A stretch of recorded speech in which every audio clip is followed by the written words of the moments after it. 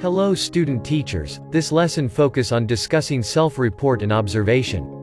These are useful supplementary assessment methods when used in conjunction with oral questioning and performance tests. Since affective traits are not directly observable, they must deduce from behavior or what students say about themselves and others. There are a variety of psychological measures that assess affective traits, but due to sophistication of such instruments, classroom teachers rarely use them. Instead, own observations and students' self-reports are mostly used. Let's briefly discuss first the student's self-report. Self-reports is basically done by the learner. There are varied ways to express students' affect as self-report. The most common and direct way is while having a casual conversation or interview. Students can also respond to a written questionnaire or survey about themselves or other students. One good example is when a student is doing a reflection on his/her learning. Observation, on the other hand, is done by the teacher. We will discuss deeply this part. Teacher observation is one of the essential tools for formative assessment.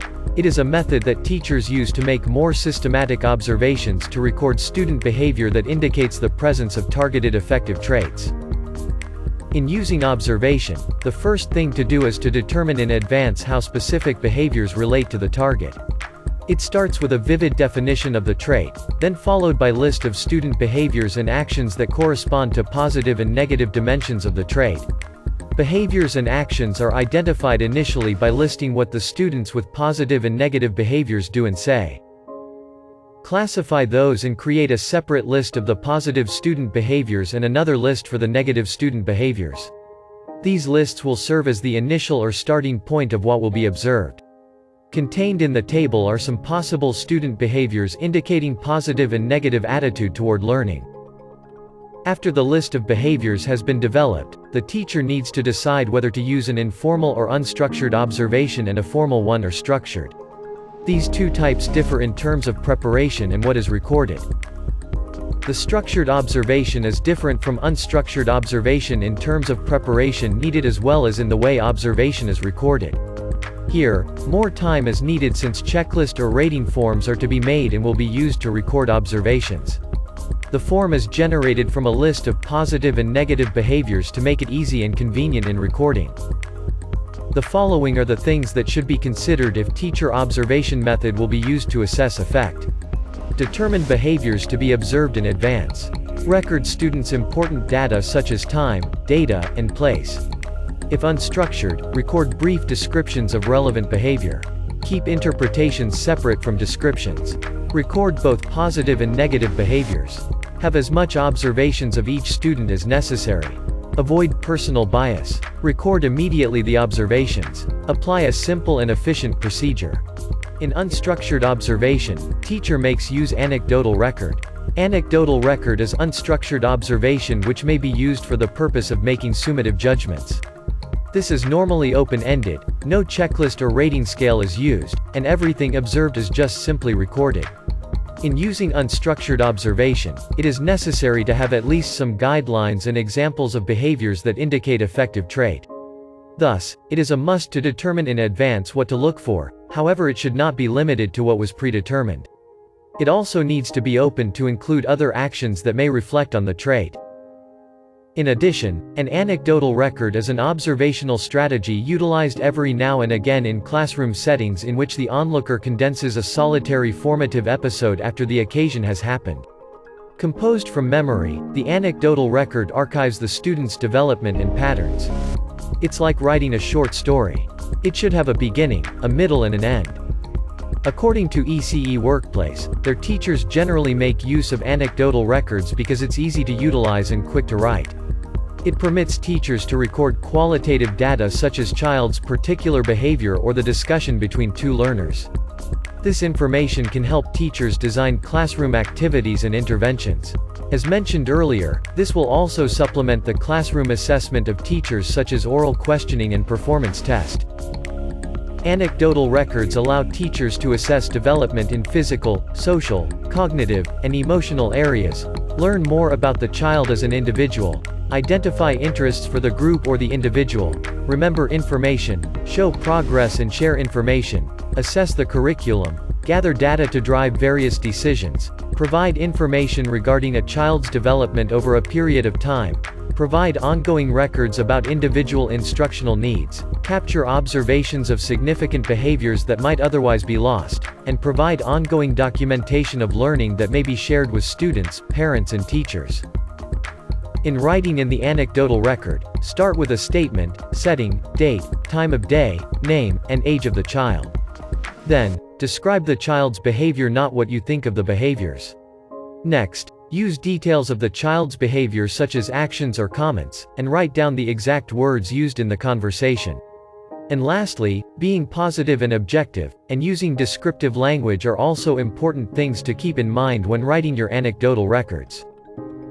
Teachers can observe student behavior in different areas or domains. It is not necessary to observe all the domains at one time. Based on the professional decision of the teacher, she or he can select which domain is needed to be observed. The physical domain refers to behaviors involving the body. It can be grouped into gross motor and fine motor behaviors, as well as sensory skills such as hearing, seeing, tasting, smelling, and touching. Some examples of skills from the physical domain are: runs with control over speed, draws straight lines, and/or catches a large ball. On the other hand, the language domain refers to behaviors involving communicating such as listening, talking, and nonverbal communication. Some examples of skills from the language domain are: names familiar objects, enjoys looking at books, and/or uses two-word sentences.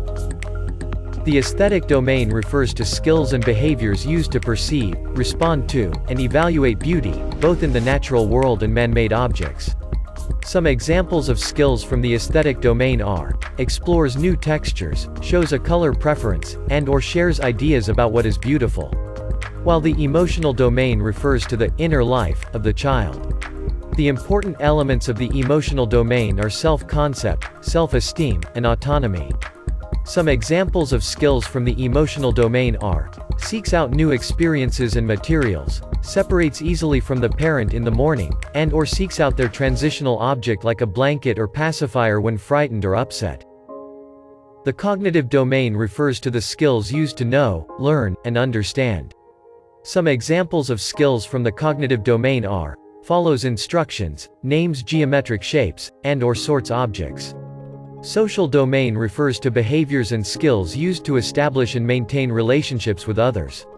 Some examples of skills from the social domain are: initiates play with other children, shares toys with peers, and/or has one or two preferred playmates. The anecdotal record has three parts: the beginning, middle, and end. The beginning is known also as the format. This provides a description of the setting in which the story occurs.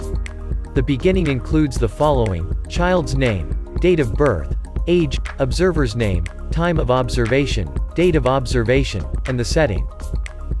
The middle, on the other hand, is also known as the data. The events are recorded in the sequence in which they occur. The teacher must use descriptive, but objective language and record only what is observable. The first example is objective because it describes only the actions that are observable, while the second example is subjective because what a child is pretending in their mind is not observable.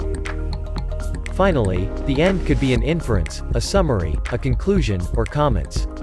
This section includes personal and professional interpretations, beliefs, and judgment based on the data. The comments are reflective of the specific information in the data section. There are cases in which an end is not needed. For instance, you add a photo in the anecdote that is self-explanatory. Also, when planning play experiences from an anecdotal record, an end is not always necessary. In other cases, a collection of short anecdotes or other documentation is gathered and only one summary is used for all. Here's an example of an anecdotal record done by a teacher.